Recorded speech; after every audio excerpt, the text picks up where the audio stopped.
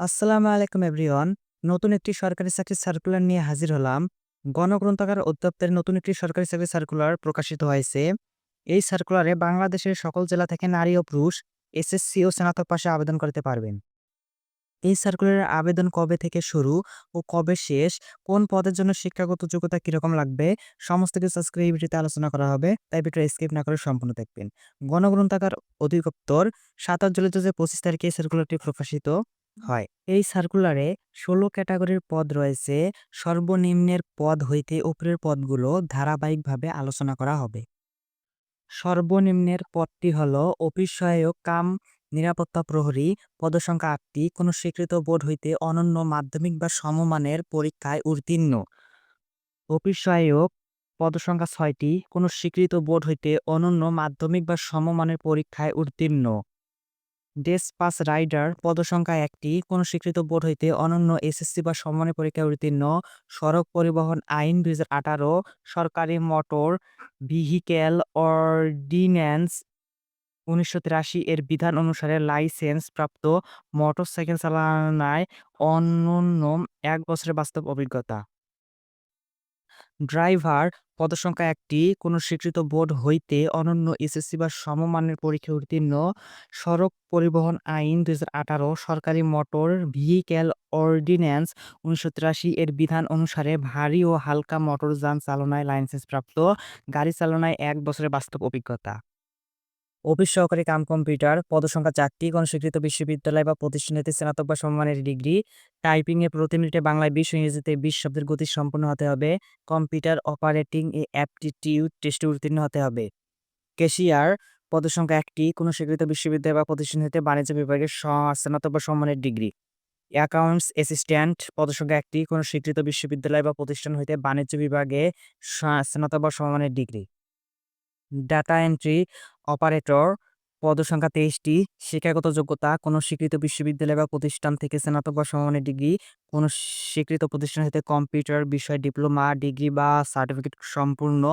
গ computer operating এই aptitude টেস্টে উত্তীর্ণ। লাইব্রেরি সহকারী পদসংখ্যা ৩টি।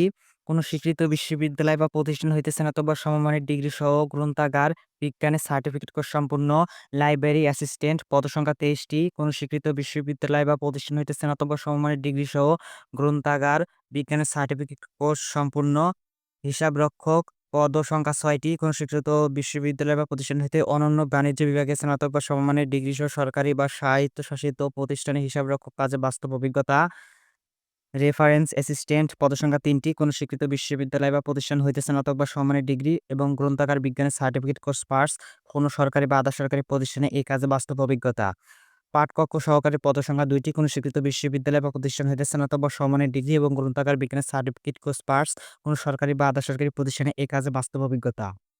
শার্টলিপিকার কাম কম্পিউটার পদসংখ্যা ১টি। কোনো স্বীকৃত বিশ্ববিদ্যালয় বা প্রতিষ্ঠান হইতে অনন্য দ্বিতীয় শ্রেণীর স্নাতক বা সমমানের ডিগ্রি।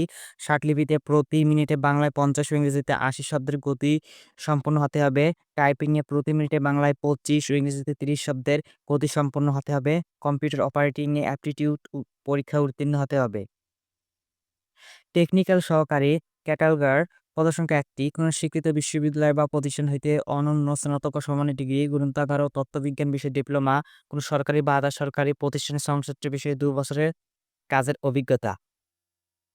কম্পিউটার অপারেটর পদসংখ্যা ৯টি। কোনো স্বীকৃত বিশ্ববিদ্যালয় বা প্রতিষ্ঠান হইতে স্নাতক ডিগ্রি। বিজ্ঞান বিভাগে প্রার্থীদের অগ্রাধিকার দেওয়া হবে। ২ বছরের অভিজ্ঞতা সম্পন্ন বিভাগীয় ডাটা এন্ট্রি বা কন্ট্রোল অপারেটরদের ক্ষেত্রে শিক্ষাগত যোগ্যতা শিথিলযোগ্য। নিয়োগকারী কর্তৃপক্ষ কর্তৃক অ্যাপটিটিউড টেস্টে উত্তীর্ণ। সকল পদের প্রার্থীদের ক্ষেত্রেই ১/৭/২০২৫ তারিখে বয়সসীমা ১৮ থেকে ৩২ বছর হতে হবে। বয়স প্রমাণের ক্ষেত্রে এফিডেভিট গ্রহণযোগ্য নয়। অনলাইনে আবেদন শুরু হবে ৪/৮/২০২৫ তারিখ সকাল ১০টা। অনলাইনে আবেদনের শেষ তারিখ ২/৯/২০২৫ তারিখ বিকাল ৫টা।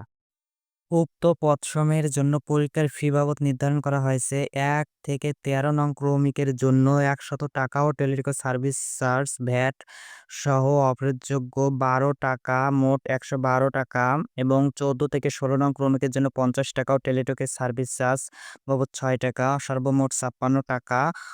অনধিক ৭২ ঘন্টার মধ্যে জমা দিতে হবে। তবে সকল গ্রেডের পদের ক্ষেত্রে অনগ্রসর শ্রেণীর, ক্ষুদ্র নৃগোষ্ঠী, শারীরিক প্রতিবন্ধী ও তৃতীয় লিঙ্গের প্রার্থীরা আবেদন ফি বাবদ ৳৫০ ও টেলিটকের সার্ভিস চার্জ বাবদ ভ্যাট সহ অপরিহার্য ৳৬ সহ সর্বমোট ৳৫৬ অনধিক ৭২ ঘন্টার মধ্যে জমা দিবেন। বিশেষভাবে উল্লেখ্য, অনলাইনে আবেদনপত্রের সকল অংশ পূরণ করে সাবমিট করা হলেও পরীক্ষার ফি জমা না দেওয়া পর্যন্ত অনলাইন আবেদনপত্র কোনো অবস্থাতেই গৃহীত হবে না।